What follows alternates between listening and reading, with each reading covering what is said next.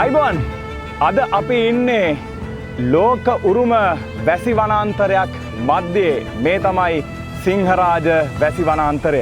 ජෛව විවිධත්වය අතින් මුළු ලෝකයටම ඉතාම වැදගත් වැසි වනාන්තරයක් තමයි සිංහරාජය කියලා කියන්නේ. ලංකාවට ආවේනික සත්ව විශේෂ ලංකාවට ආවේනික ශාක විශේෂ දකින්න ලැබෙන ස්වභාවික වැසි වනාන්තරයක්.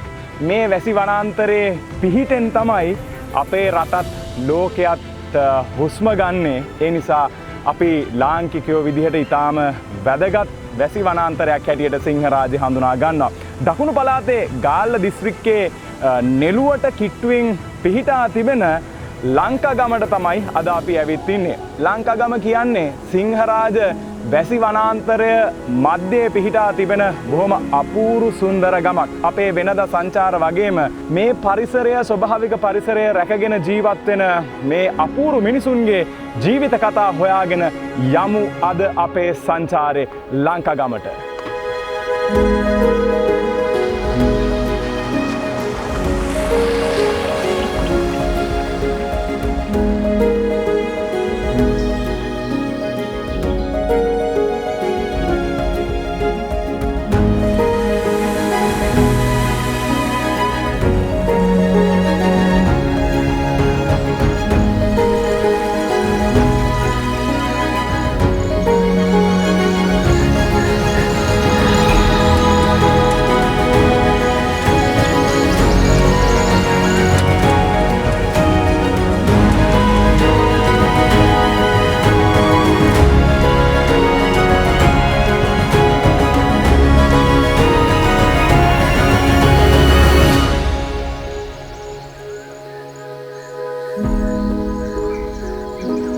රූකඩ මල් කොහා වගේ සත්ව විශේෂ ඒ වගේම මූණ මල් වගේ ශාක විශේෂ මේ සිංහරාජයට ඇත්තටම ආවේනික ශාක හා සතුන් අතර වෙනවා. ඉතින් මගේ පිටිපස්සෙන් තියෙන්නේ සිංහරාජයේ ලංකාගම ප්‍රවේශය. මේ ලංකාගම ප්‍රවේශයට දේශීය විදේශීය සංචාරකයෝ විශාල සංඛ්‍යාවක් එනවා. මෙතන පොඩි කඩමණ්ඩියක් වගේ තියෙනවා. ඉතින් මේ තියෙන්නේ එළවලු වර්ග, පළතුරු වර්ග, කැරංකොකු ඒ වගේම ගොටුකොළ වගේ පලා වර්ග, ඒත් එක්කම වෙරළු අච්චාරු, ඒ වගේම හීන් බෝවිටියා. ඉතින් මේ වගේ මෙහෙට ආවේනික දේවල් අලෙවි කරන කඩමණ්ඩියක් තියෙනවා. අද අපේ සංචාරයට අපිත් එක්ක එකතු වෙන්නේ ඉසුරු. ඉසුරු මේ ප්‍රදේශයේ ඉන්න හොඳ ව්‍යවසායකෙක්. ආයිබෝන් ඉසුරු. ආයිබෝන්. ඉසුරුට තියෙනවා සංචාරක කර්මාන්තය නගා සිටවන්න විශාල උවමනාවක්. ඒ වෙනුවෙන් ඔහු හෝටලයක් නිර්මාණය කළා තියෙනවා. සිංහරාජ එලිෆිනිටි හෝටලය ඉසුරු තමයි හිමිකාරීත්වය දරන්නේ. ඉතින් අපි අද වැඩ ගොඩකට ලෑස්ති වෙලා ඉන්නේ නේද ඉසුරු? ඔව්, ගොඩාක් වැඩ ලෑස්ති කරලා තියෙනවා. වෝටර් රාෆ්ටින්, ඊට පස්සේ තේ වතු වල සංචාරය කරන්න, ඔයාලට දළු කඩන විදිය, ඊට පස්සේ ගමේ ඉතිහාස දැනගන්න, ගමේ ගොඩාක් දේවල් අද අරේන්ජ් කරලා තියෙනවා. එහෙනම් අපි දැන් ලෑස්ති වෙන්නේ ඉසුරුත් එක්ක අද සංචාරේ ආරම්භ කරන්න.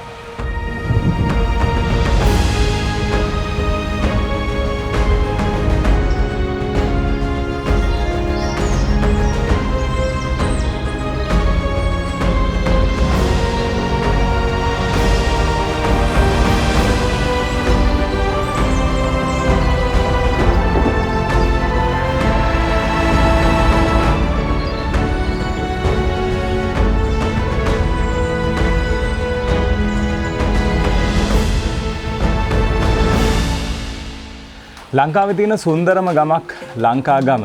ආගන්තුක සත්කාර අතින් තාමත් ඉහළින්ම තියෙන ගමක්. ඒ මනුස්සකම් ඒවා පිරුණු ගමක්. සිංහරාජයේ පහස විඳිමින් ඒ වගේම මේ පරිසර පද්ධතිවල ආශිර්වාදයෙන් ජීවත් වෙන ජනතාවක් ඉන්න ලස්සන සුන්දර පරිසරයක්. ගම හරහා ගින්ගඟ ගලාගෙන යනවා. මේ සුන්දරත්වය සිංහරාජයේ සුන්දරත්වය වගේම මේ ජීවත් වෙන මේ සුන්දර ගැමියන්ගේ ඒ සුන්දරත්වය මේ සියල්ල විඳිමින් අපි තේ කෝප් එක රස බලන්න ලෑස්ති වෙන්නේ. මේ පරිසර පද්ධතිය අපිට මේ තේ කෝප්පෙට තවත් ලොකු රසයක් එකතු කරයි කියන විශ්වාසය මට තියෙනවා ඇත්තටම.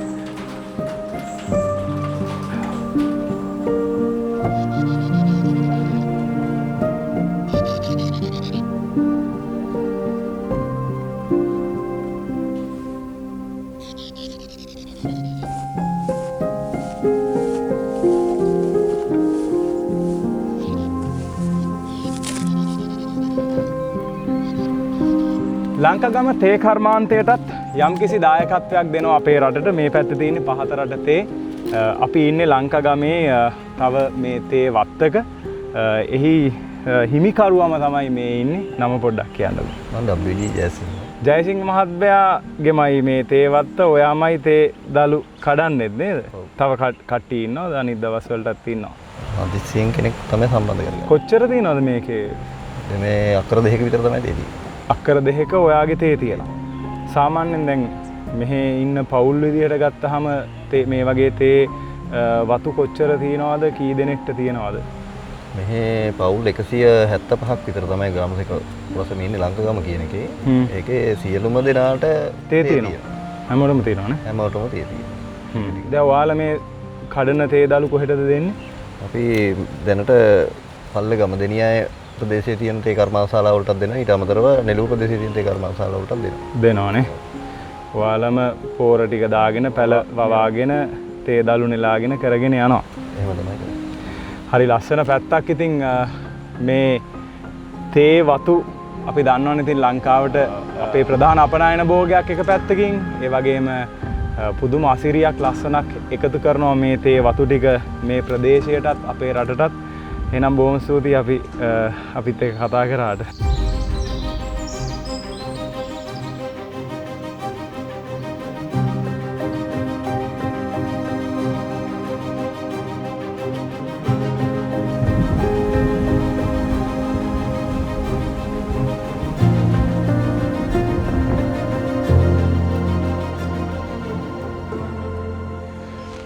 අපි මේ ලංකාගම සංචාරේ දැන් ලෑස්ති වෙන්නේ රාෆ්ටිං කරන්න.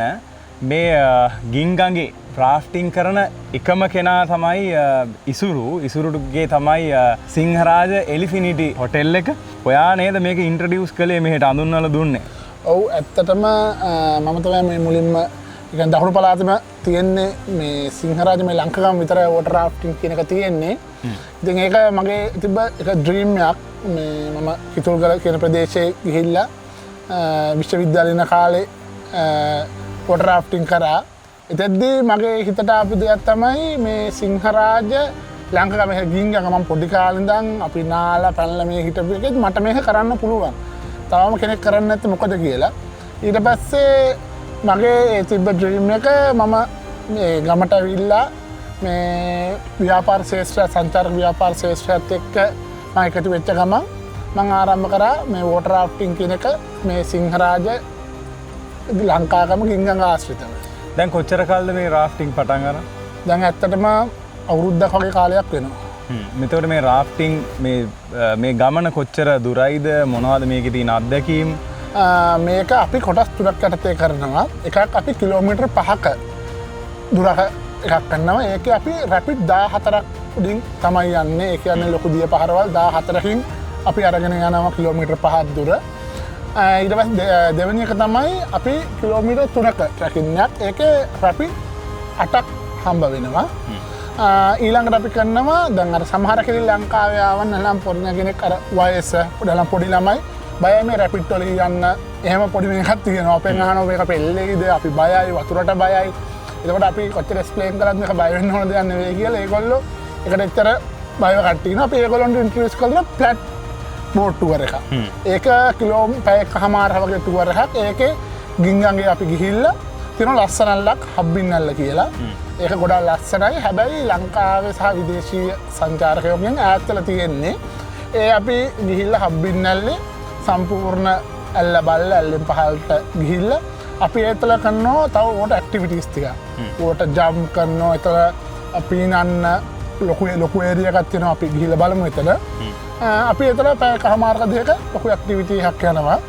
අපි දැන් එන අවුරුද්දේ තව එතන ඉන්ට්‍රොඩියුස් කරන්න බලාපොරොත්තු වෙනවා තව වෝටර් ඇක්ටිවිටි කීපයක්. මේ අපි ඔය තුන තමයි සාමාන්‍යයෙන් දැනට යන්නේ. හරි දැන් අද අපි ඉසුරුත් යනවා අපිත් එක්ක මේ ගමන. කවුද අද අපිත් එක්ක රාෆ්ටිං කරන්න ඉන්නේ? ඔයාගේ පැත්තෙන් අපි පොඩ්ඩක් නිකන් නම් ටික කියමු බලන්න කවුද ඉන්නේ කියලා. ඔව් මේ මගේ කළමනාකරු වශයෙන් වැඩ කරන මේ නලින් කියන නලින් ඉන්නවා. ඊට පස්සේ මේ මගේ රයිඩර් ඉන්නවා සිසිර කුමාර. ඔහු අවුරුදු 22ක යුද හමුදා මේ අධ්‍යක්ෂකම් තියෙන කෙනෙක් සහ මේ සම්බන්ධයෙන් විශේෂ පුහුණුවක් ලද කෙනෙක්. ඉතින් මෙයා ඕනම මේකේ දල මට්ටම ඕනම මට්ටමක තියෙද්දි මේ බෝට්ටුව ආරක්ෂිතව ගෙනියන්න පුළුවන් සහ වගකීමක් ගන්න කෙනෙක්. අපි එයා අද අපිත් එක්ක සහභාගී වෙනවා. හරි අපි යන්නයි ලෑස්ති වෙන්නේ. අපි මේ සියලු අභියෝග වලට මුහුණ දීලා මේ ගමන යන්න ලෑස්ති. එහෙනම් බොහොම ස්තුතියි. අපි යමු ඉස්සරහට ලස්සන ගමනක් යමු අපි.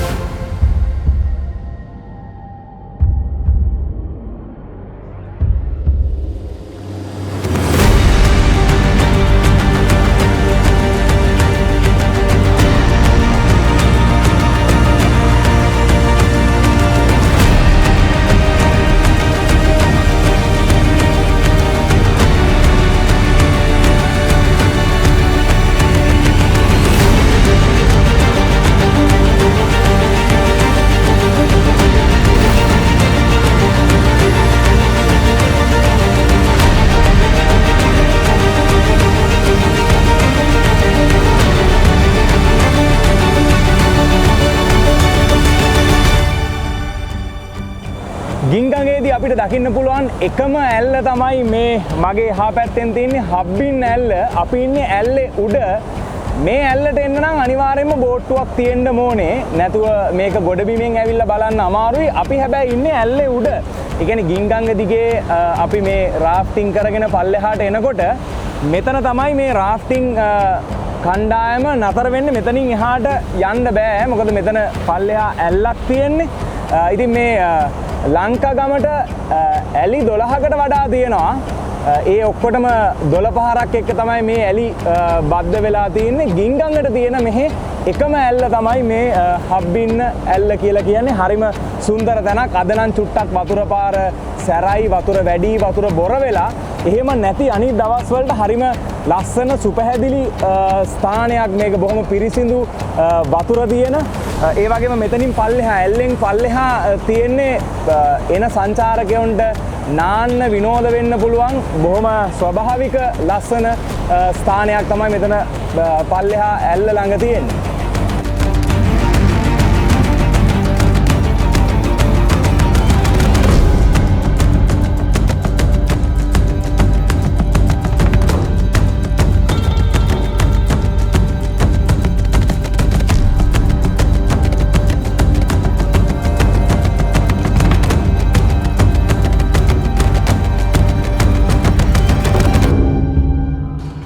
දැන් තමයි අපේ මේ රාෆ්ටිං සංචාරය අවසන් වුණේ.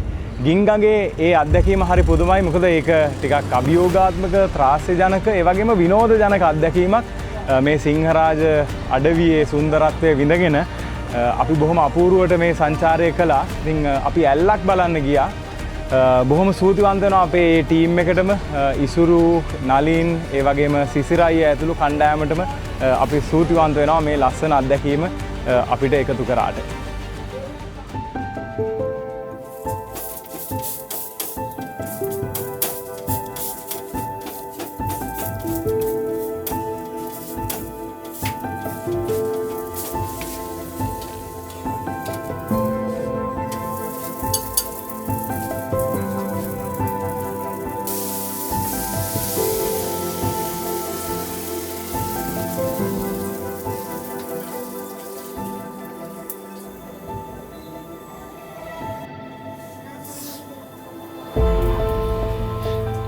අපි දන්නවනේ ලංකාගම හරිම ලස්සන සුන්දර වගේම රසවත් ආහාර හදන තැනක්. ඉතින් මේ අපි දැන් ඉන්නේ මේ පිටිපස්සෙන් තියෙන හැරියාව දොළ මෝදර. ඉතින් ගින්ගඟට හැරියාව දොළ වැටෙන තැන එතන තියෙනවා මේ රුවණි අක්කගේ කඩේ. ආප්ප තියෙනවා, රොටි තියෙනවා, විවිධ කෑම වර්ග තියෙනවා. අපිට හම්බෙලා තියෙනවා මේ බොහොම සැර පාටට පේන කොච්චි සම්බෝලයක්. ඒ වගේම මෙහි කිතුල් වලට ප්‍රසිද්ධයි මේ කිතුල් හකුරු බෝල. ආප්පයක් කන්නයි හදන්නේ. මුලින්ම අපි පොඩ්ඩක් සැර එක්ක කාලා බලමු. ඊට පස්සේ මෙහි තියෙන මේ කිතුල් හකුරු බොහොම රසවත් නේ. ඒක නිසා කිතුල් හකුරු එක්කත් කන්න ඕනේ.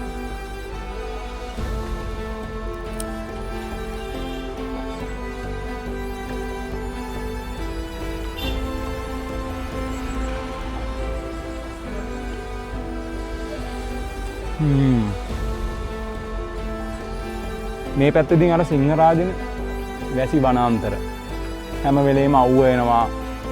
ආයි එක පාට අඳුරු වෙනවා. සීතලයි පොඩි හුළඟක් යනවා. ඒ පරිසර පද්ධතියට මේ පොඩි සැරක් එක්ක මේ වගේ රසවත් ආප්පයක් බොහොම පිරිසිදුව ගමේ විදිහට මොනවත් කිසිම දාන්නේ නැහැ. ඉතින් මේ රසායනික ද්‍රව්‍ය දාන්නේ නැහනේ. ස්වාභාවික අමුද්‍රව්‍ය වලින් හදලා මෙහෙම සැරට මේ වගේ ආප්පයක් කන්න ලැබෙන එක ඉතින් අපේ රටේ හැමෝගෙම වාසනාව. ඉතින් අපිට කොළඹ ඉඳලා විශාල දුරක් නැහැනේ ලංකාගමට. කිලෝමීටර් 100ක් 120ක් විතර. මේ ලස්සන පරිසරයත් එක්ක අපි ආප්පයක් කමු එහෙනම්.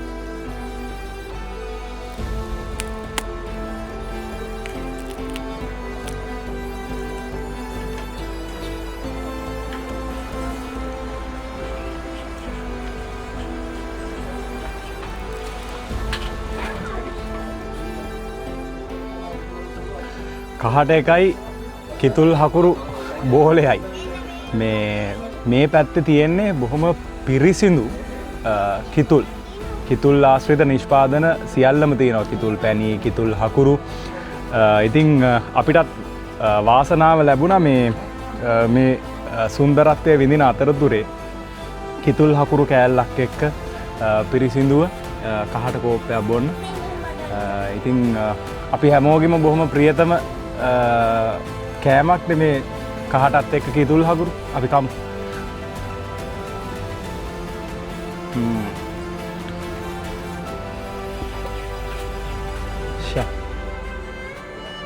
කිතුල් හකුරු කියන්නේ ඉතින් හොඳම ඒවා.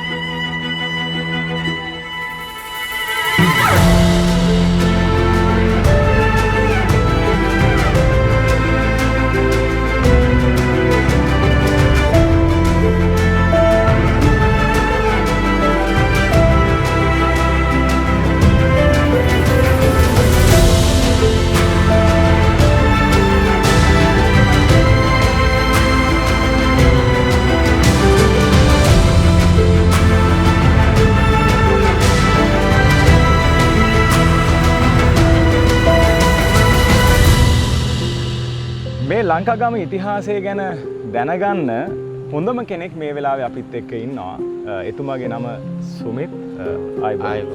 මේ මට කියන්න මුලින්ම ලංකාගම කොච්චර ඉතිහාසයක් තියෙන ගමක්ද? ලංකාගම ඉතිහාසය ගත්තොත් මහත්තයා මං අපි අහලා තියෙන විදිහට වලගම්බා රජුරුවන්ගේ කාලේ ඉඳලා සම්බන්ධකම් ගැන මිනිසුන්ගේ ජනප්‍රවාදවල තියෙනවා. ඒක ලිඛිත සාක්ෂි වල පෙන්වන්න අපිට නැති වුණත් ඒක ජනප්‍රවාදවල මිනිසුන්ගේ තියෙනවා. ඊට ඒ වගේම තමයි උඩරට රාජධානියේ ඉඳලා රාජපුරුෂයෝ සබරගමුව හරහා යන්න මේ පැත්තෙන් තමයි ඇවිල්ලා තියෙන්නේ. ඉතින් මේ ගම් වල මිනිස්සු ඒ රාජපුරුෂයන්ට යම් උපකාර ඊගාවට ඒ රාජපුරුෂයන්ට සංග්‍රහ කටයුතු කරා කියන මතයක් මිනිසුන්ගේ තියෙනවා. ඒ මාර්ග පිහිටීම් අරන් බැලුවාම ඒවා ඒ ආකාරයෙන් විස්තර කරන්න පුළුවන්. ඊට පස්සේ දැන් ඔය දළදා වහන්සේ වුණත් කොළවෙනි ගමට ගෙනියන කාලේ මේ ලංකාගම හරහා ගෙනිච්චයි කියන මතයක් තියෙනවා. ඒ කියන්නේ ඒ පාරද තාම මේ ඒ පාර මිනිස්සු එදා ඉඳලා ගිය පාර යම් වෙනස්කම් සුළු වශයෙන් තැන් වලින් සිද්ධ වුණත් ඒක ගින්ගඟ ආසිතව ඒ ගින්ගඟ උදව් කරගෙන තමයි මේ පාර හැදිලා තියෙන්නේ. ඔයාට මතක ඉතිහාසය මොකද්ද? ලංකාගම තිබුණේ කොහොමද? මොකද්ද මේකේ තිබුණු පාරවල්? මෙහෙම පාරක් තිබුණාද නැත්නම් අඩි පාරක්ද තිබුණේ? මට මතක ඉතිහාසය ගත්තොත් මේ ලංකගම ඉඳලා මෙදේරි පිටියෙන් වාහනයක බැස්සොත් මට මතක වුණාට පස්සේ මෙදේරි පිටියේ ඉඳලා හප්පිටිය දක්වා යන ඔය කිලෝමීටර 12ක 13ක ප්‍රමාණයම තනිකර අඩිපාරක් විතරයි තිබුණේ. මේ පැත්තේ කණ්ඩිය හැදෙන පත්තරා ගහ, එහා පැත්තේ පත්තරා ගහේ ගෑවෙන තැන් තිබුණා. ගල් වලින් ගොඩ වෙවි, ගලෙන් ගලට අඩිය තියලා දෙනි මඩ කඩිති පාගගෙන තමයි මිනිස්සු චූටි පාරක තමයි ගියේ. එහෙම ගිය පාර තමයි ඔය 2000 අවුරුද්දේ හදලා දුන්නා. පාරක් හැපුණා නෙළුව පැත්තෙන්. ඊට පස්සේ 1984 තමයි දෙනියය හරහා ලංකගමට මාර්ගයක් හැදුනේ. ඉතින් ඊට පස්සේ මේ මාර්ග තමයි මෑත කාලේ සංවර්ධනය වෙලා අද මේ තීන තත්ත්වය දක්වා ඇවිල්ලා තියෙන්නේ. ඒ දක්වා මිනිස්සු අනන්ත විදියේ දුක්ඛන්දනාවක් වින්දා තමන්ගේ අවශ්‍ය කරන බාඩු බාහිර ආදී ප්‍රවාහනය කරගන්න ලෙඩක් දුකක් හැදුනාම ඔය කිලෝමීටර 6ක් 7ක් 8ක් මිනිස්සු උණ ගහක එල්ලලා එහෙම නැත්නම් පුටුවක බැඳලා ගමේ මිනිස්සු සේරම එකතු වෙලා රෑ රාත්‍රියේ නම් පන්දන් හදාගෙන ලෙඩ උස්සගෙන තමයි මිනිස්සු ගියේ. අපේ තාත්තලා පුංචි කාලේ වගේ වෙනකොට දෙනියා ඉස්පිරිතාලෙට ගිහින් තියෙන පයින්. කිලෝමීටර කීයක් තියෙනවද? කිලෝමීටර 20කට ආසන්න දුරක් තියෙනවා. පයින් යන්න ඕන. ඊට පස්සේ හිනිදුමට ගියත් කිලෝමීටර ඒත් 20කට ආසන්න සංඛ්‍යාවක් තියෙනවා. හිනිදුම දෙහිගට කියලා හිනිදුම ඉස්පිරිතාලෙට යන්නේ. ඒවට මිනිස්සු ගිහිල්ලා තියෙන්නේ පයින්ම තමයි. බැරිම තැනක් වුණොත් තමයි රජ ඉස්පිරිතාලෙකට ගිහිල්ලා තියෙන්නේ. නැත්නම් ඔය ගම්මානේ හිටපු ඔය දෙල්ල විඳලා තියෙන වෙද මහත්තයෙක්. ඒ මනුස්සයනේ ඉසිවරෙක් වගේ මනුස්සයෙක්. ඒ මිනිස්සයා ඇවිල්ලා රාත්‍රී ගිහිල්ලා ඒ මිනිස්සට කතා කරාම ඒ මිනිස්සයා එක්ක ඇවිල්ලා මොනවා හරි බෙහෙතක් දීලා අර මිනිස්සයෝ යම් මට්ටමකට හොයාගෙන තියෙනවා. 1940 දශකයේ වගේ 40 50 වගේ කාලවල මේ ගමේ සෑහෙන ළමයි මැරිලා තියෙනවා. ඒ මැරිච්ච සේරම මැරිලා තියෙන උණවලිප්පු ඇතිලා. හැම ගෙදරකම එක්කෙනෙක් දෙන්නේ මැරිලා තියෙනවා. ඒ අර ඉස්පිරිතාලෙකට තියෙන දුර හින්දා ඉස්පිරිතාලෙකට ගෙනිය ගන්න බැරි හින්දා තමයි මැරිලා තියෙන්නේ. පරම්පරාවකින්ම 100ට 40 50කට වැඩිය මැරිලා තියෙනවා මේ ඔය උණවලිප්පු ඇතිලා. දැන් ලංකගමේ සාමාන්‍යයෙන් කොච්චර මේ පවුල් සංඛ්‍යාවක් මේ වෙද්දී 100ක් විතර වගේ දැනට ඉන්නවා. ඒතර මේ මෑත කාලේද ටිකක් වැඩි වුණේ පවුල්. නෑ මෑත කාලේ ටිකක් අඩු වුණා. අඩු වුණා. ඔව් මේ තියෙන දුෂ්කරතාවල් වලට මුහුණ දී ගන්න බැරුව තමන්ගේ ප්‍රශ්න විසඳ ගන්න බැරුව සමහරු ගමෙන් එළියට යනවා. කොයි කාලේ වගේද සාමාන්‍යයෙන් ජනාවාස වෙලා තියෙන ඉස්සර දැන් අපේ ඉතිහාසය කියනකොට කියන්නේ අපේ ගම ගැන අපේ ඉතිහාසය ඉගෙනගෙන තියෙන්නේ මේ සිංහ රාජ්‍ය සිංහෙක් හිටිය අය. ඒ සිංහයා මැරුවේ ලංකා නාත කියලා යෝධයෙක් හිටිය අය.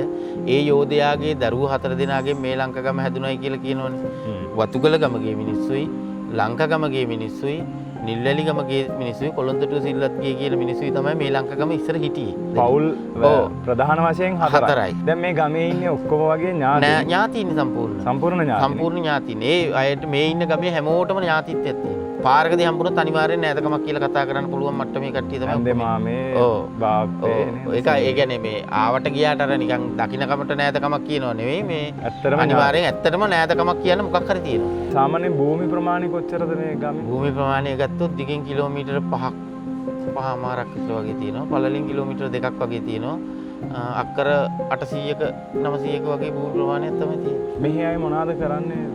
කර්මාන්ත හැටියට ගත්තොත් කිතුල්මල් කර්මාන්තය තමයි මෙහි මිනිස්සු ඉස්සර සම්පූර්ණ ජීවත් වුණේ. හේන් ගොවිතැන් ඔය වනාන්තර වල් කොටලා හේන් කරා.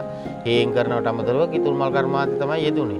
හැබැයි මෑත කාලයක් වෙනකොට මිනිස්සු එකෙන් ඈත් වෙලා තේ වගාවට යොමු වෙලා තියෙනවා. මේ සුමිත් මහත්මයාගේ ගේ තියෙන්නේ බොහොම අපූර්ව තැනක. මෙතන බැලුවාම අපිට පේන්නේ සිංහරාජ. මේ පැත්තෙන් බැලුවාම පේන්නේ දෙල්ලව රක්ෂිතය. හැබැයි දැනුත් ඒක සිංහරාජයට අරන් තියෙනවා. එතකොට මේ සිංහරාජ රක්ෂිතය මැද තමයි ඇත්තටම මේ ගම පිහිටලා තියෙන්නේ. එතකොට මේ ගේ තියෙන්නේ මෙතනට ආවම හරියටම පේනවා අපිට දෙපැත්තේ සිංහරාජ. එතන පල්ලෙහා ගින්ගඟ. සිංහරාජෙයි ගින්ගඟයි ආශ්‍රිතව තමයි මේ ගම්මානේ නිර්මාණය වෙන්නේ නේද? ඔව්. අපි ගත්තොත් දැන් කාට හරි ඉදෙන්න පුළුවන් මේ සිංහරාජේ මැද්දේනේ දැන් තියෙන්නේ ගම. මේ ගම නිසා මේ රක්ෂිතයට ස්වභාව ධර්මයට හානියක් වෙනවද කියලා. එහෙම එකක් වෙනවද නැත්නම් ඕගොල්ලෝද ඇත්තටම මේක රැකගෙන ඉන්නේ? ඕ එහෙම සිංහරාජයට ගමේ මිනිසුන්ගෙන් එහෙම හානියක් කියලා නැහැ. අපේ මිනිසුන්ගේ කුඹුරු අනන්තවත් මේ ලොකු ප්‍රමාණයක් සිංහරාජය ඇතුලේ තියෙනවා. ඒ සියරම දේවල් මිනිස්සු මේක රක්ෂිත වනාන්තරයක් කරලා හේන් ගොවිතැන් නැවැත්තුවට පස්සේ මිනිස්සු ඉස්සර වීයටයක්වත් කඩෙන් ගෙනාපු මිනිස්සු නෙවෙයි මේක මේ හිටියේ. මේ වනාන්තර වල් කොටලා ගොවිතැන් කොල්ල හේන් කර්මාන්තය කරලා තමයි මිනිස්සු කෑවි බිව්වේ. ඒ සියලු දේවල් කැලේට දීලා කැලේට ඒ අවශ්‍ය කරන දේවල් දීලා ඒ කැලේ ආරක්ෂා කරගෙන පරිසරයේම කොටසක් තමයි මේක ලංකගම ඉන්න මිනිස්සු. සිංහරාජ රක්ෂිතය ආරක්ෂා කරගෙන මේ රක්ෂිතය රැකගෙන අනාගත පරම්පරාවකට දායාද කරන්න මෙහෙවරක් ඉටු කරන විශාල පිරිසක් ජීවත් වෙන ගමක් ලංකාගම. බොහොම ස්තුතියි අපිත් එක්ක කතා බහට එකතු වුණාට. ආයෙත්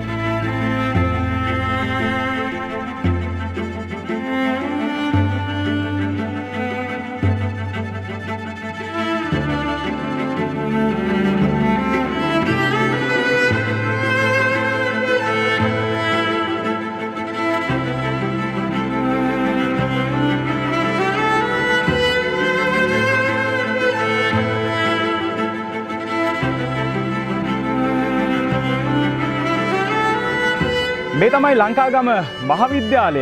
මේ ගමේ ජීවත් වෙන දරුවන්ට එන්න තියෙන එකම ඉස්කෝලේ තමයි මේ. දරුවෝ 160ක් විතර තමයි මේ විද්‍යාලයේ ඉගෙන ගන්නේ. ගින් ගඟට මායිම්ව ඊටාම රමණීය පරිසරයක තමයි ලංකාගම මහාවිද්‍යාලය පිහිටා තිබෙන්නේ. පසුපසින් සිංහරාජ වැසි වනාන්තරය, ඉදිරිපසින් ගින් ගඟ. ඉතින් මේ පරිසරයේ සුන්දරත්වය විඳිමින් ස්වභාව ධර්මයට ආදරය කරමින් මේ දරුවෝ ඉගෙන ගන්නවා අපේ රටේ අනාගතය වෙනුවෙන්.